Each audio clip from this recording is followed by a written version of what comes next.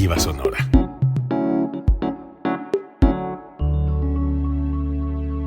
Código Libre.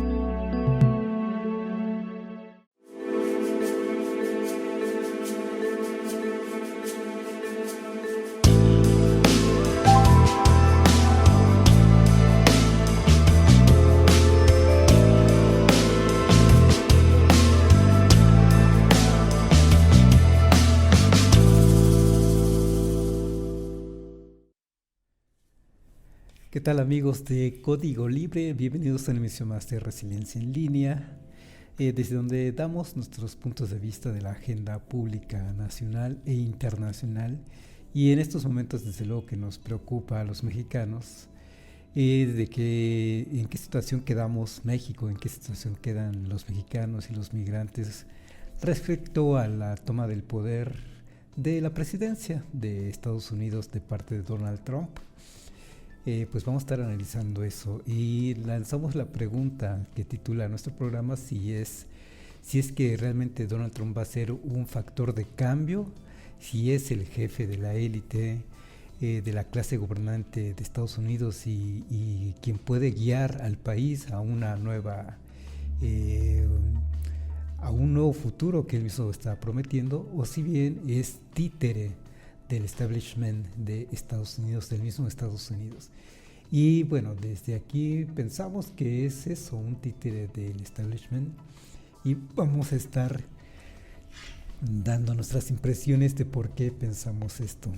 Y bueno, de manera, en una situación menor, pero a fin de cuentas comentarlo, que con ello en México también va a haber personajes que van a intentar engancharse de ello, aprovechar el discurso de odio de Donald Trump para finalmente someterse. Ya desde ya están poniéndose al servicio de Donald Trump en función de los intereses de este magnate, con el fin de que los reconozca eventualmente como posibles gobernantes, nuevos gobernantes de México, en algún momento en que ellos consideren salgan a la agenda pública nacional y eventualmente ocuparán la dirigencia de este país, pero la verdad es que se ve difícil.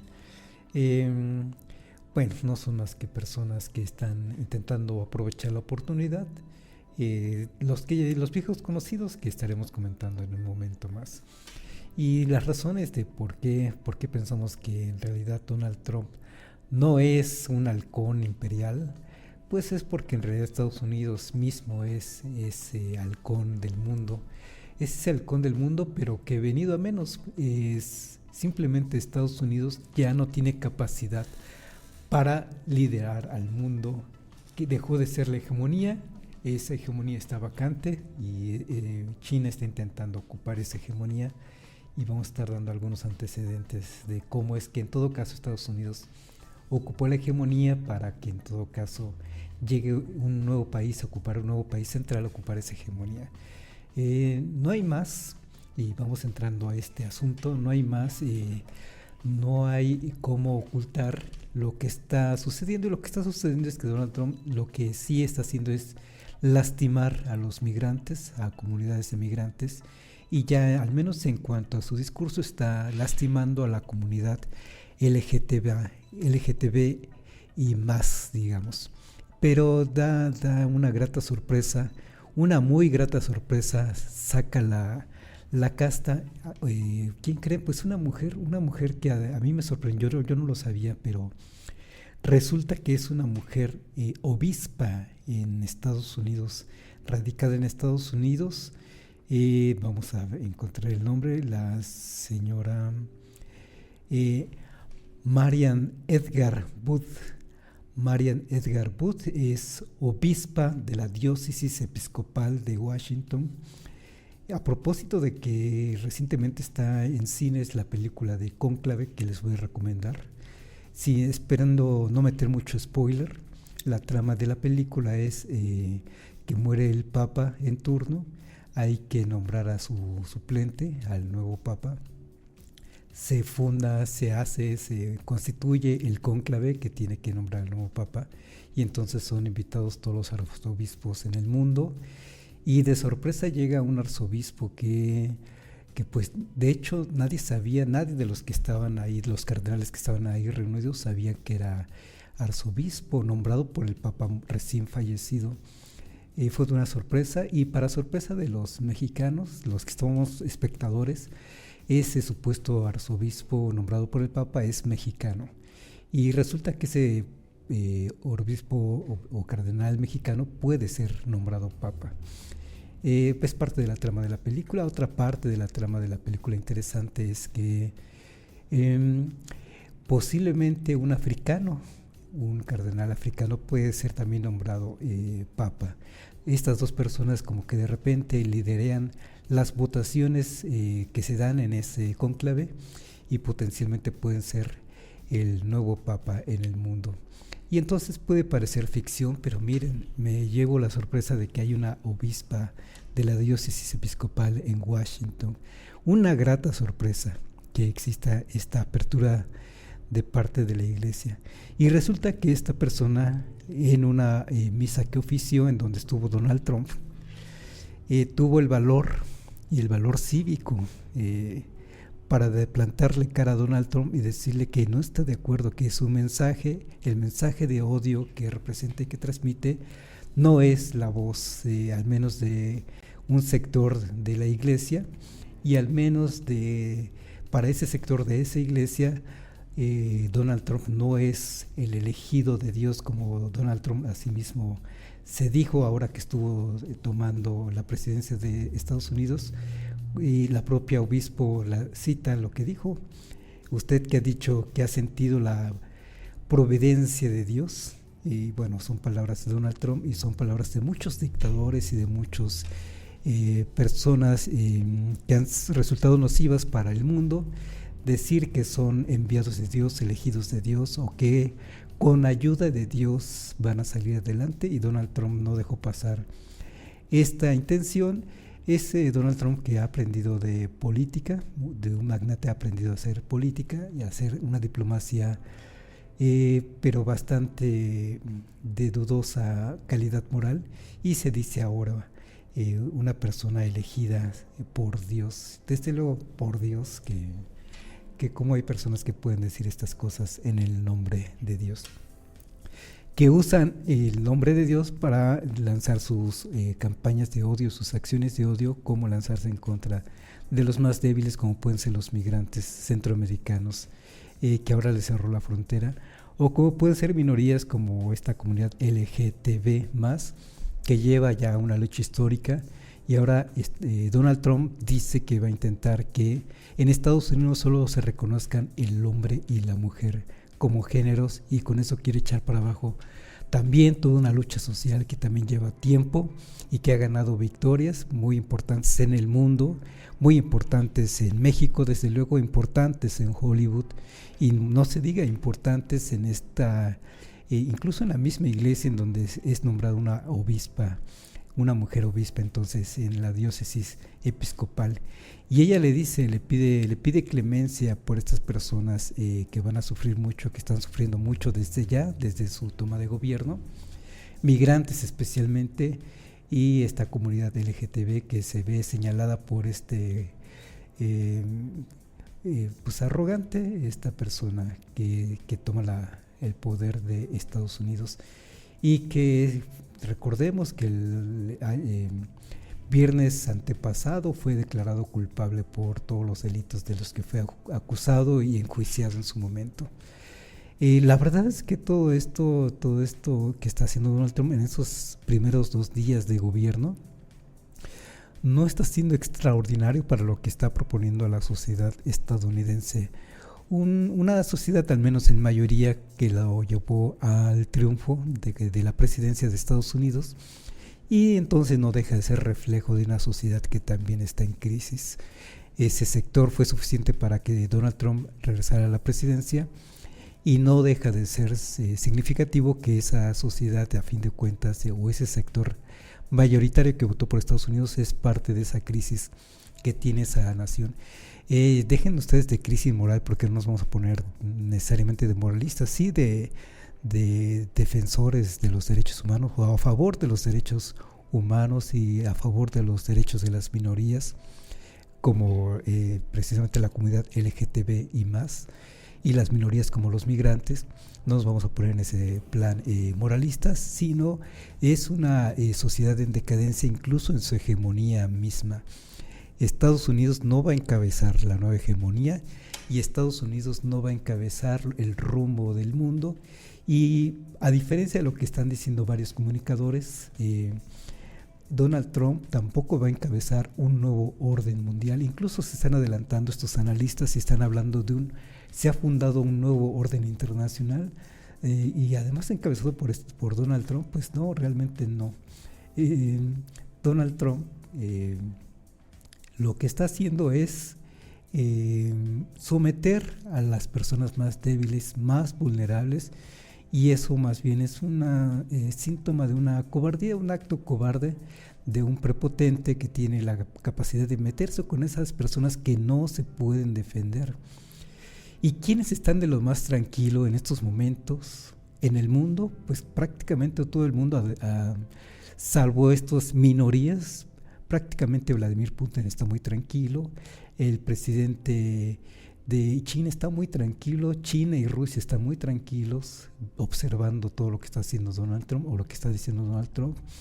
Los mercados están muy tranquilos, el peso respecto al dólar está tranquilo, los mercados están tranquilos, los inversionistas están tranquilos. Realmente, ¿cuál sacudida está generando Donald Trump? Pues más que la que su labia está generando, y más que los medios de comunicación, y eso sí son la gran mayoría de izquierda o de derecha, están cayendo en ese discurso y en ese error de pensar que Donald Trump está encabezando un orden internacional.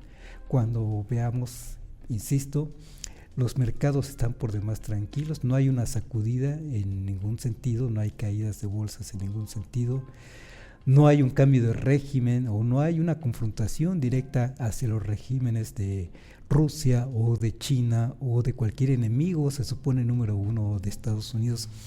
Veamos en Medio Oriente incluso, se termina el genocidio, al menos parcialmente el genocidio que estaba encabezando Israel en contra del pueblo palestino, y una vez que se declara esa suspensión de ataques de parte de Israel hacia el territorio palestino, desde luego los palestinos salieron a celebrar las calles.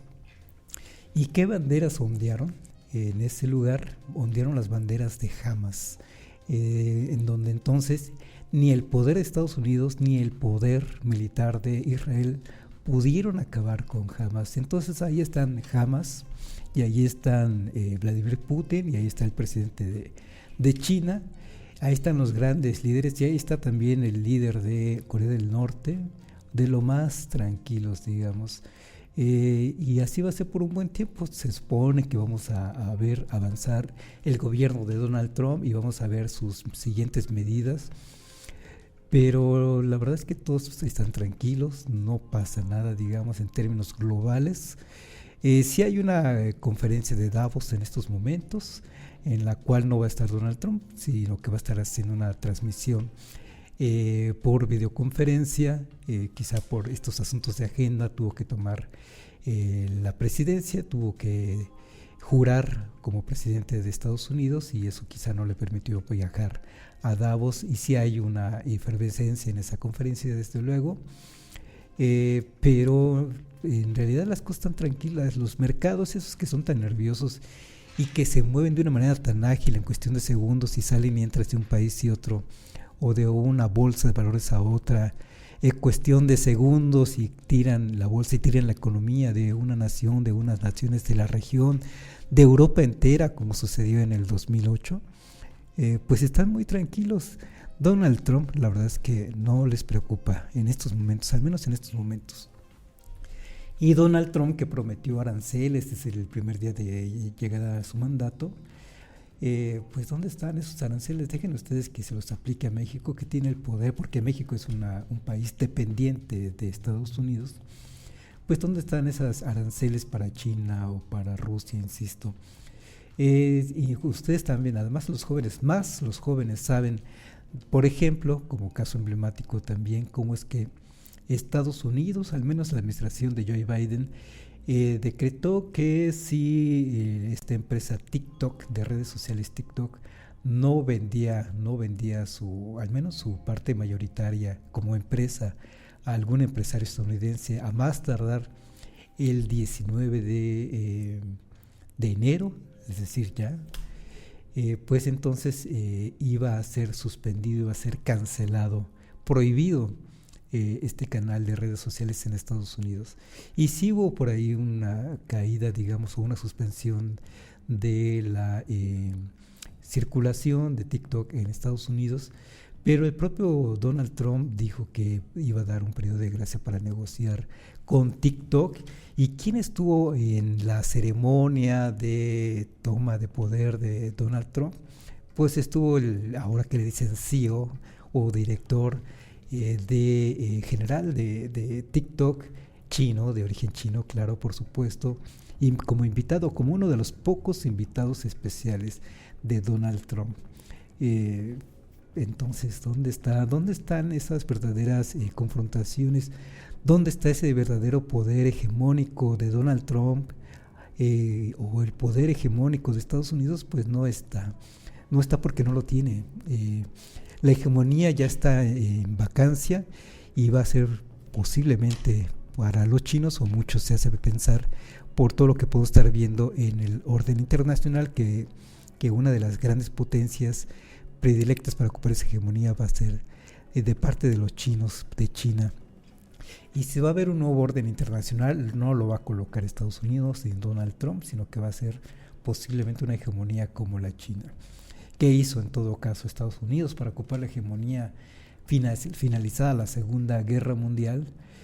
Bueno, pensemos ese proceso, y espero hacerlo brevemente, ese proceso en el que incluso también puedo estar citando a un famoso economista, famoso incluso aunque no estudiemos economía, famoso en el argot de la economía y del orden internacional, Keynes, que es su nombre completo, a ver, lo tengo por aquí anotado, de repente se me pierden de la vista, pero ahorita lo encontramos.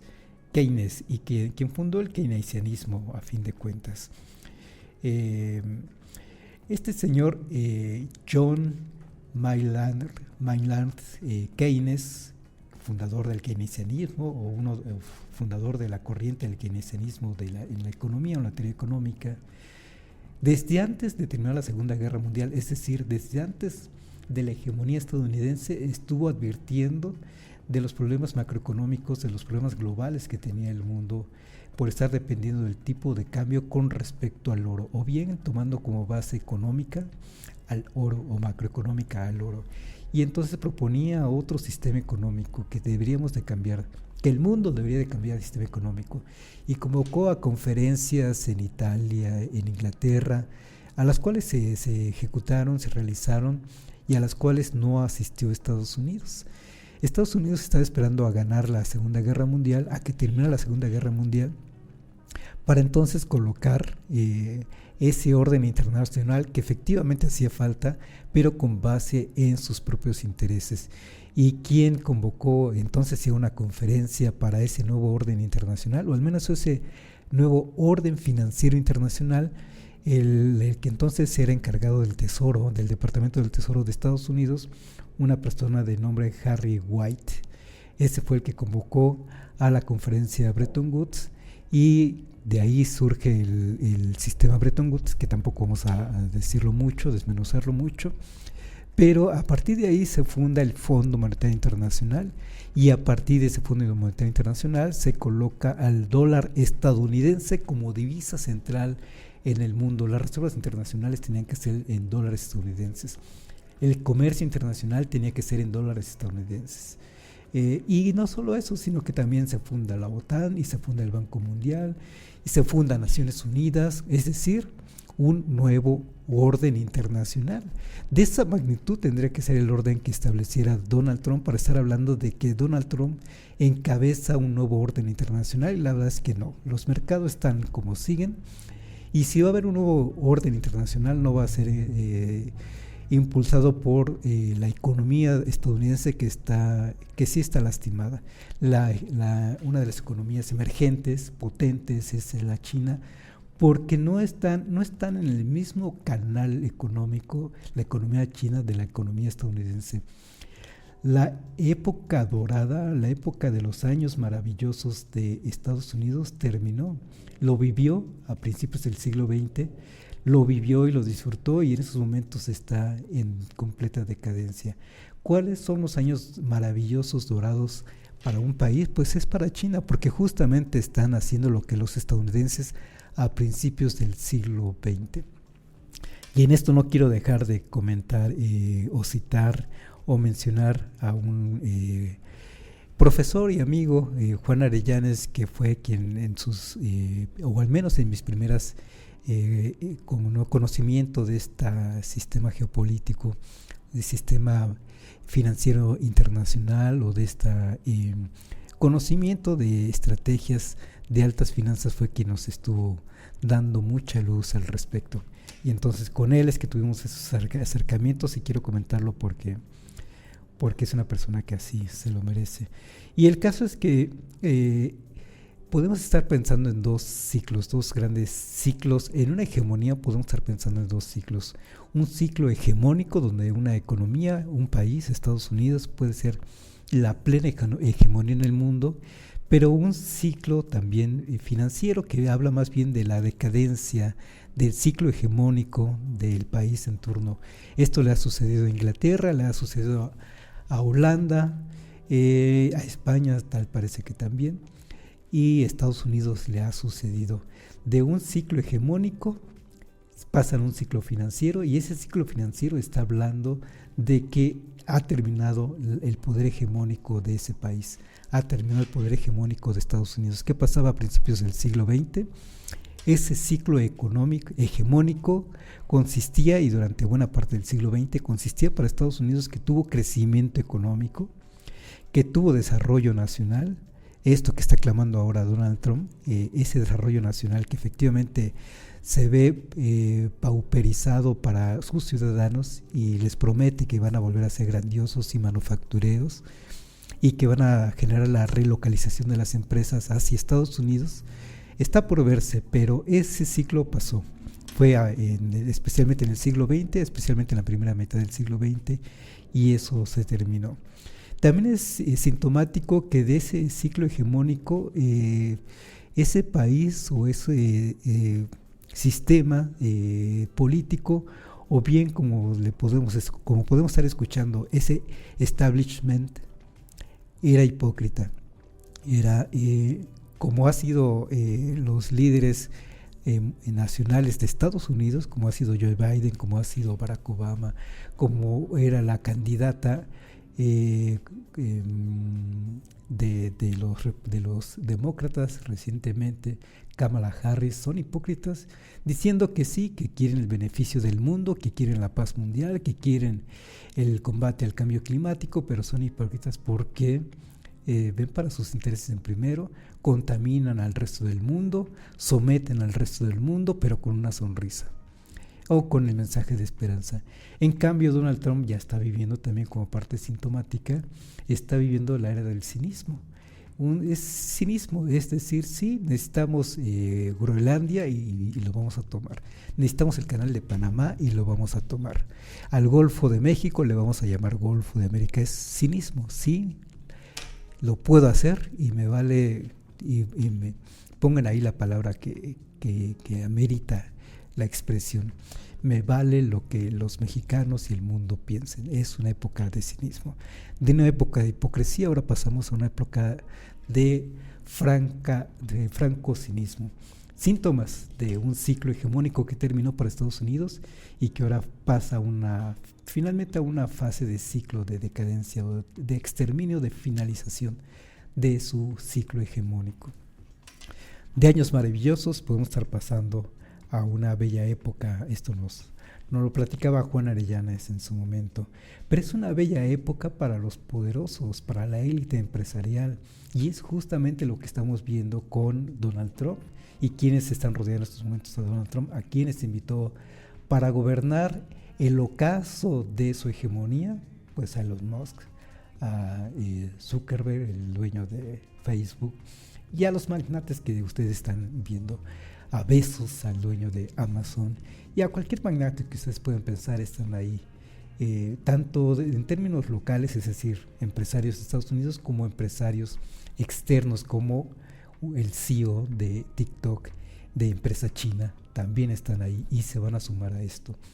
Y desde luego también hay élites de países periféricos que quieren sumarse a estos años, a esta bella época, pero esa bella época solo es para la élite, las élites, y en México no se diga, y van a levantar la mano personas como Ricardo Salinas Pliego, como los grandes magnates que quieren seguirse beneficiando.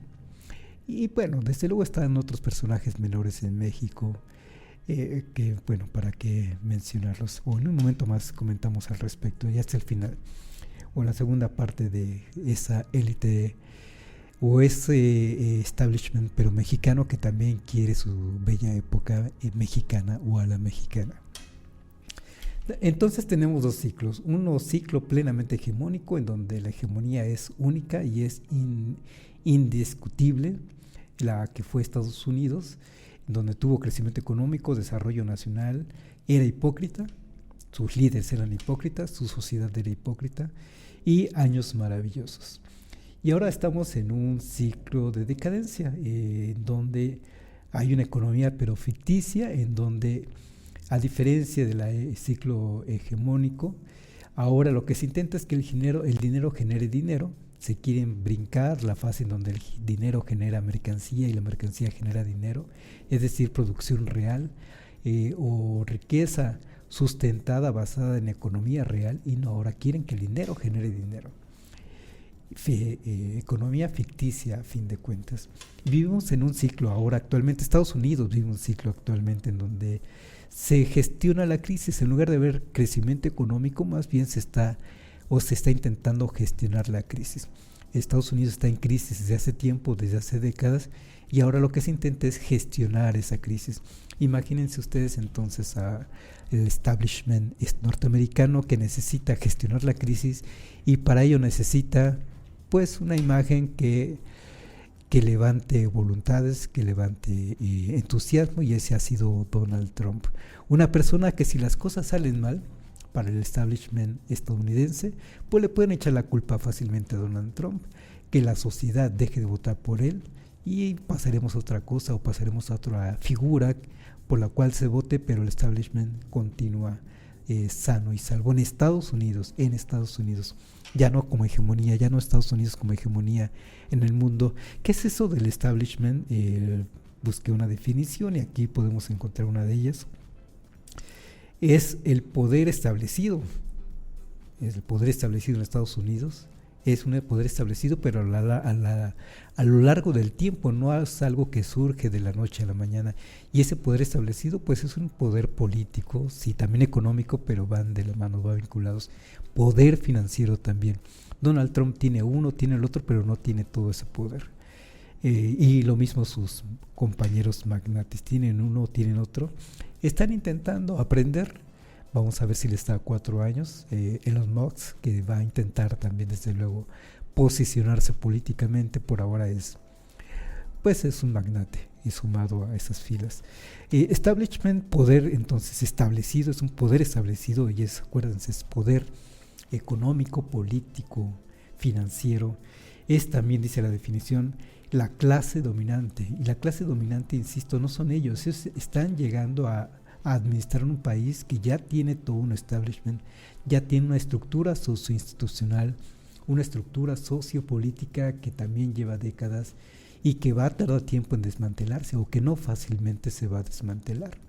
Y hay personas que ni nos imaginamos que existan y están ahí detrás, están ocupando esas esferas del poder establecido, o son parte de esa clase dominante. Parte de esta definición también podemos encontrarlo como un grupo dominante que ostenta el poder o la autoridad en una nación. Insisto, Donald Trump no es que ostente el poder completo y absoluto, Llegó porque tiene una plataforma política o porque el Partido Republicano le dio una plataforma política. Y ese Partido Republicano, ¿de qué se conforma? Justamente de esto, se conforma de un grupo dominante, o representa un grupo dominante que ostenta el poder, realmente el poder, porque ellos son quienes tienen las estructuras. Y en el momento que Donald Trump le deje de funcionar, simplemente van a dejar que se ahogue solo. ¿Quién lo va a ahogar en estos momentos? ¿O quién lo va a ahogar en su momento? Pues la propia sociedad que deje de votar por ella. Por ahora es un buen instrumento de ostentación del poder, pero es todo junto el establishment norteamericano que buscó en la figura de Donald Trump a alguien que los represente. Y si las cosas salen mal, eventualmente se pueden deshacer de él y lo que sigue, la figura que sigue, quién sabe, va a ser Elon Musk o Bezos u otra persona completamente distinta, lo vamos a ver. La verdad es que también es cierto que cada 4 años, máximo cada 8 años, la sociedad estadounidense ha cambiado de demócratas a republicanos, es decir, los ciclos son cortos. Y por lo mismo que son cortos, es evidente que quien gobierna a Estados Unidos, quien lleva el futuro de Estados Unidos, pues no son estas figuras presidenciales, sino que hay un poder real detrás de ellos que los coloca o los quita según sea la necesidad del establishment mismo de Estados Unidos. Una sociedad que por ahora se congracia, al menos un sector importante de Estados Unidos que se congracia porque se está castigando a los migrantes, sean mexicanos, sean centroamericanos, sean sudamericanos, sean árabes, africanos, que son todos los que quieren entrar a Estados Unidos, cubanos, están siendo maltratados en estos momentos. Eso es una realidad, ese es un drama que estamos viviendo, que están viviendo estas personas, y provoca desde luego una crisis humanitaria a la cual México no puede ser ajeno, no puede ser omiso, no puede cerrar los ojos y suponer que no existe. Desde luego que tiene que atenderlos. Y en ese sentido, al menos de parte de un sector de mexicanos, y yo espero que sea un sector importante, grande, estamos con la presidenta para estar atendiendo a esa migración que está en estos momentos detenida en el norte con altas temperaturas, o con muy bajas, más bien al revés, muy bajas temperaturas, mucho frío, vamos. Hemos visto imágenes en televisión con niños en brazos, niños pequeños, niños de 8 años, niños a fin de cuentas, cubriéndose el frío como pueden, básicamente con una chamarra, lo más gruesa que puedan, un conjunto de chamarras, y formados todavía en la frontera a ver si es posible todavía pasar como últimos esfuerzos para pasar y cumplir con la cita que tenían hasta el día de la ocupación de la presidencia de Donald Trump, y que de inmediato fueron canceladas esas. Es una tragedia, sí, eso no podemos negarlo, pero no dejemos de ver que lo que está viviendo todo esto es síntoma de que Donald Trump mismo está siendo reflejo de esa finalización de la hegemonía norteamericana. El hecho de que se coloque una persona así habla finalmente de lo que hemos comentado, de una época que se puede llamar de cinismo, una época que se puede considerar de bella época, pero para las élites, para los grandes empresarios que están intentando, y esto nos lo decía Juan Arellanes, ya se lo llevó todo el carajo, sí, pues ahora vamos a disfrutar lo que queda, ¿no? Y lo que queda es, vamos a juntar estos magnates, vamos a cerrar fila a los magnates, vamos a decirle a nuestra sociedad que gobernamos que todos van a ser beneficiados, y la verdad es que no. La verdad es que los únicos beneficiados van a ser esos magnates. Vamos a ver cómo crecen aún más sus riquezas seguramente. Eso va a dar que una sensación, una ilusión de crecimiento para todos, quizá, pero no todos van a salir beneficiados. Pensemos en la historia también de Estados Unidos, pensemos en esta última fase que está terminando de neoliberalismo, que se les prometió a los estadounidenses crecimiento económico, y resulta que no, que ellos también padecen mucho sus problemas económicos. Esos problemas económicos derivados de que a partir de los años 80 especialmente hubo una gran salida, un gran auge de salida de sus empresas, y todavía hasta años recientes de empresas como Ford, General Motors, que se fueron a otros países como China, como México a producir, y dejaron a estas sociedades estadounidenses pues sin empleos, por ejemplo, ¿no? Y los dejaron tan en manos de la iniciativa privada, tan que todo ahora es privado, por ejemplo la seguridad médica, que pues están en estado de indefensión. Ellos mismos provocaron esta situación para esta sociedad, creyendo el cuento de que iba a haber crecimiento económico con el neoliberalismo, y ahora resulta que no pudieron prometer esto, no pudieron cumplir con esta promesa. Y ahora, ¿cuál es la estrategia comunicativa de parte de los líderes de Estados Unidos? De ahora Donald Trump, que llega y su equipo, pues en primer lugar que los culpables son no el neoliberalismo, no los magnates, sino los migrantes, pero que viene unos años dorados para Estados Unidos nuevamente, Estados Unidos grandioso nuevamente, y no es más que un nuevo cuento, y que Estados Unidos, no todos, pero la sociedad que mínimamente votó a favor, pues lo puso porque creyó ese cuento de que los responsables son los migrantes, esos migrantes que han trabajado para Estados Unidos mismos para que sea tan importante económicamente como lo es ahora, como lo sigue siendo, y ahora resulta que somos los culpables, que los mexicanos son los culpables, centroamericanos, toda esa sociedad que ha nutrido a Estados Unidos como sociedad, que ha puesto su propio conocimiento, su esfuerzo como ciudadanos estadounidenses, una vez que ya arraigaron y se volvieron ciudadanos estadounidenses, que también laboraron a esa sociedad, ahora resulta que son los culpables. Y también no deja de ser pues triste, por decirlo menos, cómo es que Donald Trump se ensaña por ejemplo, con esta obispa, y pide disculpas y la descalifica. No hubiera sido un rabino judío, porque ahí sí se cuadra. Vamos, en eso también hay una clara diferencia entre lo que hace Donald Trump, distinguiendo a unos y otros actores con los que interactúa o con los que siente débiles. En fin, Donald Trump no va a encabezar un nuevo orden mundial. Donald Trump no va a encabezar un Estados Unidos glorioso que va a retomar las riendas del mundo, porque esa hegemonía va a ser ocupada por otra potencia económica, que no va a ser Estados Unidos. ¿Qué está haciendo Donald Trump? ¿Qué está haciendo Estados Unidos? Afianzar más bien su patio trasero, como ellos mismos así nos han llamado, su espacio vital que necesita, el de toda la vida, América Latina, y América Latina incluye Centroamérica, y eso incluye el Canal de Panamá. Eso, desde luego, es cierto, fue una inversión al Canal de Panamá, fue una inversión estadounidense, se dio en concesión en todo caso a una empresa estadounidense para explotar por mucho tiempo ese canal. Fue en el 99 cuando se le devolvió esa soberanía a Panamá para estar administrando su propio canal, y ahora Estados Unidos dice que lo quiere de vuelta. Bueno, nunca ha dejado de influir en ese canal, y en Panamá, y en Centroamérica, y en América Latina, porque es parte de su espacio vital, es parte de su territorio que considera vital. Desde Monroe, entre cosas que ya hemos dicho en otros momentos, desde su doctrina Monroe, que así vieron a América Latina como parte de su espacio vital.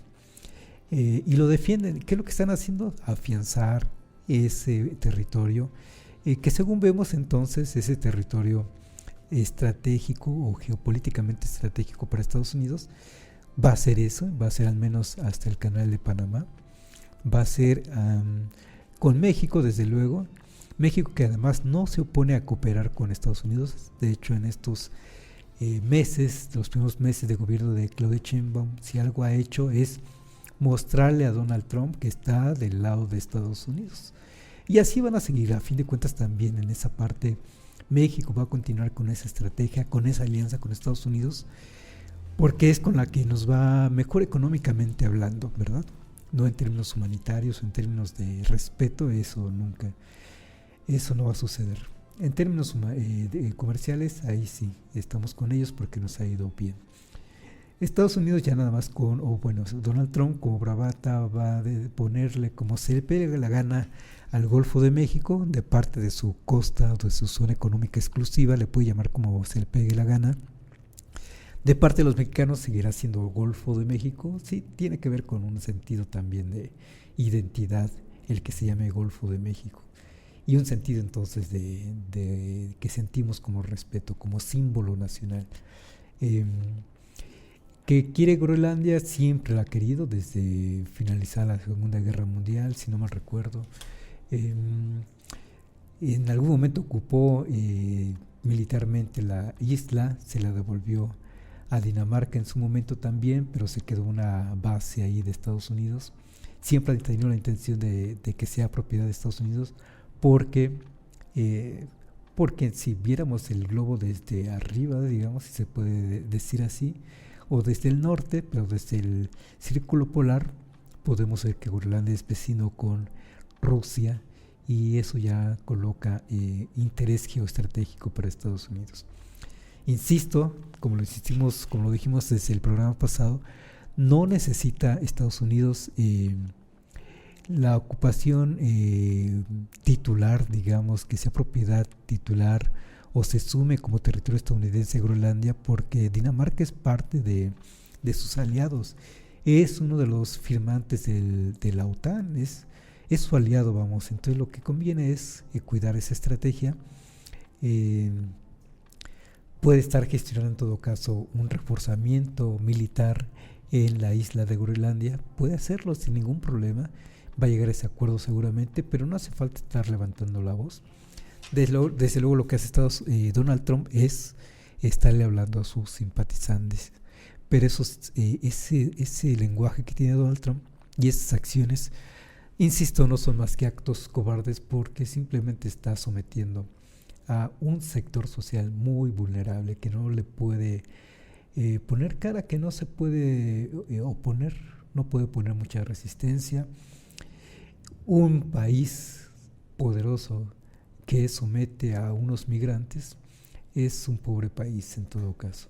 Que quisiera, o qué se esperaría de un país poderoso, de una nación poderosa como lo fue alguno de Estados Unidos, que someta a otras naciones poderosas. E insisto, como lo dijimos desde un principio del programa, China está tranquilo, Rusia está tranquilo, ni toman en serio por ahora las bravatas de Estados Unidos. Seguramente lo están, y si es que lo están viendo por televisión, de manera entretenida, mientras no toquen los intereses de China, de Rusia o de otra potencia contraria a los intereses de Estados Unidos. Ellos están tranquilos. En fin, eso nos hace pensar que Donald Trump no es ese halcón imperial que nos quiere hacer aparentar, o que quiere aparentar. Es un títere del establishment estadounidense, líderes políticos, líderes financieros que están sin que los veamos siquiera, sin que necesariamente sepamos quiénes son. El líder republicano, ¿quién es? Podríamos saber el nombre, pero a eso me refiero, a que no necesariamente los mexicanos sabemos quiénes están detrás del establishment, de ese poder ejercido en Estados Unidos, de esa clase dominante, de ese sistema dominante, de ese grupo dominante que representa el establishment. Donald Trump es eso, Musk es eso, un títere de ese establishment.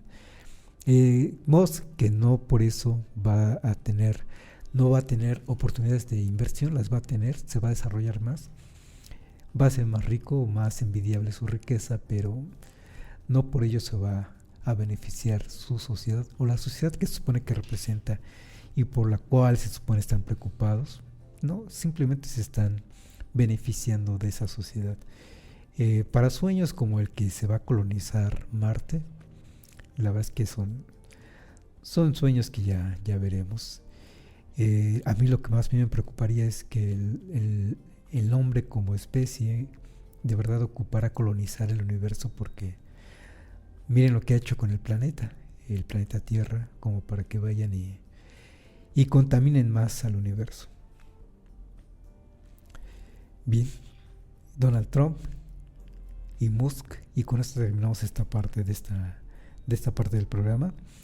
Elon Musk, Donald Trump, estos magnates que ahora están acompañando a la nueva presidencia de Estados Unidos, son reflejo de una sociedad en decadencia, de una hegemonía en decadencia. Implicaciones para México, bueno, se ha hablado mucho también en televisión, en medios de comunicación, en este canal ya ahora muy favorito, YouTube, y todos los noticieros, todos los desarrolladores de contenido, de contenido político, están hablando mucho, desde luego, de la crisis migratoria, porque la es. Lo que vamos a ver a continuación en esto, y ya estamos viendo ya, es de inmediato esos personajes de política, unos personajes muy baratos, algunos de ellos, como Guadalupe Acosta Naranjo, ex líder uno de los ex líderes del ya fallecido PRD, y ahora el líder de la Frente Cívico Nacional, que intenta ser partido, que por cierto ya están invitando a una movilización por si gustan acompañarlos. Les voy a decir cuándo es.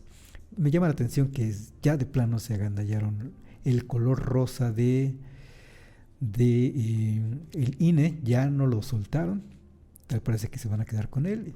Hacen un flyer invitando, diciendo somos millones, con el color rosa del INE, y dice: nace una nueva fuerza para liberar el futuro de México, para liderar el futuro de México, y están convocando para el miércoles 22 de enero, es decir, hoy, ¿verdad? Esta concentración fue hoy, y vamos a estar viendo entonces en las crónicas cómo les fue. Esto fue en el Centro de Convenciones Tlatelolco, y están enfocados, encaminados a volverse partido político.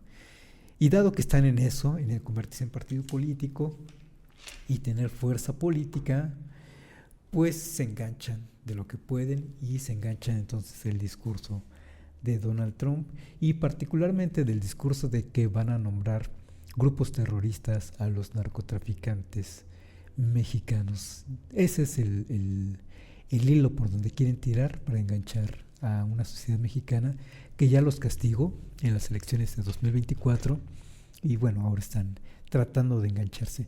Pero hay personas que realmente tienen una visión de fanática como la de Donald Trump, como puede ser este señor Ricardo Salinas Pliego, que se ha pensado que puede ser un posible candidato presidencial por su forma de pensar, por su forma de expresarse, por su forma de confrontar y de ridiculizar incluso a líderes de la llamada Cuarta Transformación. Su posición franca y directa en contra de los, ¿cómo les llama?, gobernícolas que gobiernan a este país, refiriéndose a los líderes de la llamada Cuarta Transformación. Otro personaje u otros personajes se conjuntan en lo que va a ser, nada más imagínense cómo se va a llamar este partido: México Republicano. Más clara una referencia al Partido Republicano de Estados Unidos pues no puede haber, ¿verdad?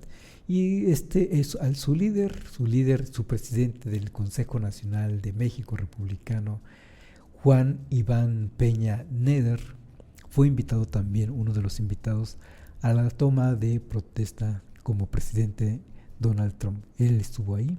Nada más imagínense si no simpatiza y se siente parte de esa familia de supremacistas, pues no sé si llamarle mexicano, si supremacistas blancos, porque ese movimiento México Republicano se va a nutrir mucho de mexicanos morenitos. Se van a poner en también tan especiales como para no aceptar a personas de la comunidad gay, o a personas de un perfil físico distinto a la de ellos. Vamos a ver. Pero personajes como estos se van a enganchar fácilmente, se enganchan fácilmente del discurso de odio misógino, de Donald Trump, como lo han hecho Milei, Javier Milei en Argentina y otros personajes más en el mundo. Lo que vamos a ver en adelante, la fundación de ese consejo como partido político, esa fundación, ese consejo nacional, ese posible partido republicano, me llama la atención que tiene una fundación México Republicano. Desde luego, claro, intentan tener un brazo social, un brazo de beneficencia, y le llaman Fundación México Republicano. Es decir, vamos a escuchar en adelante más todavía de esto hasta ahora desconocido México Republicano, de poder inscribirse como partido político. También tiene una coordinación de asuntos religiosos, es decir, tiene una estructura muy conservadora, está muy en su derecho, claro, y los mexicanos también estarán muy en su derecho de votar a favor o en contra de ellos, pero bueno, son de las cosas que vienen para México en el marco de la toma de protesta de Donald Trump como presidente. Otros personajes menores que ni siquiera vale la pena decir más, se están enganchando en el discurso de Donald Trump, los ya conocidos Lili Telles, Guadalupe Acosta Naranjo, Alito Moreno, pero en realidad la oposición, ellos que son partidistas, militantes de la oposición en cuanto a partidos políticos, pues está desaparecida. La oposición real en estos momentos está en la televisión corporativa. Ellos son los que están colocando la agenda, la discusión, y los que ya están intentando descalificar la posición de la presidenta Claudia Sheinbaum ante las amenazas que representa Donald Trump, diciendo o haciendo ver con sus crónicas que no se está atendiendo debidamente la crisis migratoria. Es que cada vez que haya una crisis de algo, crisis crisis sanitaria como el COVID, crisis por una catástrofe natural como en Acapulco, y ahora una crisis migratoria, una crisis humanitaria por migración, con énfasis en los migrantes mexicanos, claro, pues van a intentar también explotar esas historias tristes de una manera también muy ruin, porque por un lado explotan esa crisis humanitaria que se está viviendo, y por otro lado no dejan de enriquecerse con esas historias. ¿Cuánto puede ganar un personaje como Joaquín López Dóriga con sus crónicas? Pues millones de pesos.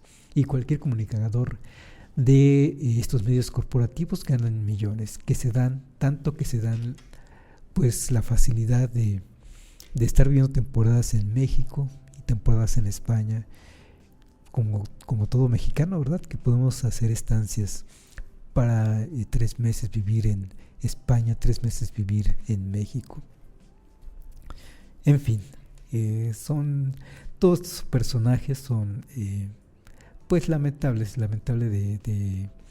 en su comportamiento moral, ético, y en su comportamiento de cerrar filas, no con la presidenta, de cerrar filas como mexicanos en contra de una amenaza que es irreal, porque si hay un país al que sí puede afectar seriamente a Donald Trump, con sus desplantes, es México precisamente. Con los migrantes especialmente, con el resto tal parece de la sociedad mexicana, por ahora estamos en paz también. El peso respecto al dólar está tranquilo, señal también de que ya estamos acostumbrados los mexicanos a lo que puede estar comunicando Donald Trump como presidente. Lo que se va a negociar realmente está por venir, el Tratado de Libre Comercio, como vaya a venir. Incluso se ha hablado de que es la oportunidad para que México cambie de modelo económico. Pues es que no sé si no se han enterado algunos, pero justo eso estamos haciendo desde que López Obrador ganó la presidencia de la República, desde 2018. Hay un cambio de modelo económico, nos está yendo muy bien, sí, con las inversiones estadounidenses, pero también con inversiones del resto del mundo. Y nos va a seguir yendo bien, porque así nos ha ido pese a la vecindad, o gracias a la vecindad con Estados Unidos, depende de cómo lo veamos. Pero a fin de cuentas la vecindad siempre ha estado ahí, y aquí estamos y nos seguirá yendo bien, creo yo. Incluso si nos sumáramos por completo, si nos entregáramos por completo a los brazos de Donald Trump, pues también no dejaría de irnos bien económicamente hablando. ¿Por qué no le proponemos que mejor no solo sea el Golfo de México, que sea el Golfo de Trump? Así le podemos decir el Golfo de Trump sin ningún problema. Soy el primero en llamarle el Golfo de Trump.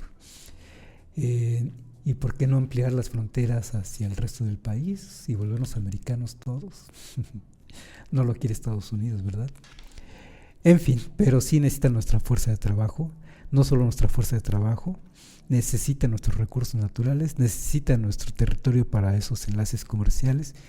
Se va a beneficiar con ese tren interoceánico, se va a beneficiar con que sea México quien ayude a tener controladas fronteras con Centroamérica. Vamos, para bien o para mal, México está cooperando con Estados Unidos. La presidenta Claudia Sheinbaum lo está haciendo muy bien, así lo piensa el 80% de mexicanos, que lo ve bien muy bien su gestión, y vamos a estar bien. Estos momentos son de mucha euforia en Estados Unidos, de mucho escándalo, mucho tronar nueces, como se dice, mucho escándalo de nueces de parte de los medios de comunicación nacionales e internacionales, pero vamos a estar bien. En términos económicos estamos bien, estamos tranquilos. En términos políticos, de sociedad, de una sociedad en paz, estamos muy bien. En términos de paz social, de paz política, desde luego no podemos negar el problema de violencia que existe en el país, pero también la presidenta está ahí metiendo una nueva estrategia diferente, muy diferente a la de López Obrador, y se está ocupando, vamos, de esos problemas se está ocupando. No quiero dejar de comentar, aunque ya lo hice brevemente, ya lo mencioné, el asunto del cese al fuego en Gaza, en la Franja de Gaza, de Israel en contra de los palestinos, que Israel no pudo, hay que decirlo, y pese a que le duela a Israel reconocerlo, Israel no pudo liberar a los rehenes, nunca pudo. Tuvo que esperar, tuvo que firmar el acuerdo de paz para empezar a ver los primeros rehenes liberados a manos de Hamas. No importó tanta persecución, tanto bombardeo de Israel hacia la Franja de Gaza, un territorio tan pequeño, nunca encontró a sus rehenes, a sus ciudadanos israelíes rehenes en manos de Hamas. Tuvo que llegar a esta firma para que Hamas empezara a liberar a estos rehenes. No pudo, Israel no pudo, Benjamín Netanyahu no pudo. Lo que sí pudo fue matar a cerca de 50,000 ciudadanos palestinos, como todo genocida, como buen genocida, auspiciado por Estados Unidos, no de Donald Trump, Estados Unidos de Joe Biden, y hubiera seguido auspiciado por Kamala Harris, y es que esta hubiera sido presidenta de Estados Unidos. La era de la hipocresía, ¿no? Ahora Donald Trump representa la era del cinismo. ¿Y qué ganó Hamas? Bueno, Hamas sigue ahí presente. Dice Estados Unidos, a fin de cuentas, que Hamas no va a volver a gobernar Palestina. Pues ahí están los cuadros militares o político-militares de Hamas todavía al frente de Palestina. ¿Y qué va a pasar? Pudo con el pueblo palestino, ahí sigue saliendo de sus ruinas el pueblo palestino, literal de sus ruinas, volviendo a sus lugares de donde vivía, donde puedan acampar, porque mucho quedó derruido. Pero ahí sigue ese pueblo palestino, y si creyó Israel que terminó con ello el problema, pues no, el problema se agrava, se profundiza el odio hacia los israelitas, hacia los judíos. Vamos a ver qué sucede en el futuro. Puede estarse pensando, sí, en efecto, que este asunto del genocidio es eso, un proceso lento, largo, doloroso, un genocidio que no solo fue militar, de ataques militares, sino que fue de matar de hambre al pueblo palestino, quitarles medicinas, no dejar que entraran medicamentos, dejarlos sin hospitales. Todo esto es parte del genocidio de parte de Israel, pero Israel no pudo con Hamas. Hamas sigue ahí y los palestinos siguen ahí. Y en cambio, ¿qué se puede decir que ganó Hamas? Que en el discurso público internacional, Palestina queda como el pueblo golpeado, lastimado, y queda la convicción para muchos sectores en el mundo que Palestina necesita ser un propio Estado, tener su propia soberanía, un Estado soberano, independiente de la administración genocida de Israel. Y eso sí esperamos que se dé en algún momento. Y bueno, con esto estamos terminando entonces nuestro programa. Les agradezco mucho que hayan estado atentos a las reflexiones que compartimos con ustedes con mucho gusto siempre. Gracias siempre a Felipe, a Gerardo, a Carla, que nos permite llegar con ustedes. Y pues nos vemos la próxima.